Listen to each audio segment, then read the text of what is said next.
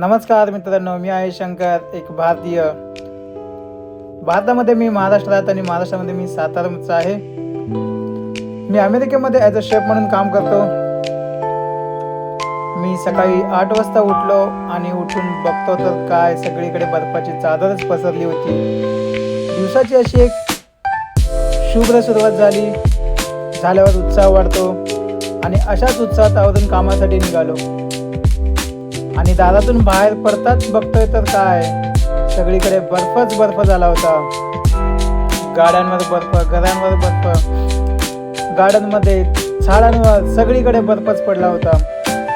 अमेरिकेमध्ये सध्याचं टेम्परेचर आहे -7 ते -10 डिग्री सेल्सिअस आणि हे आता इथून पुढे असंच पुढचे 3 महिने थंड राहणार आहे वातावरण. चालता चालता मी पोचलो माझ्या कामाच्या ठिकाणी. तर आता आपण लवकरच भेटूयात नवीन ब्लॉगमध्ये नवीन माहितीसह. आणि नक्कीच मला कमेंटमध्ये सांगा माझा पहिला ब्लॉग तुम्हाला कसा वाटला. धन्यवाद.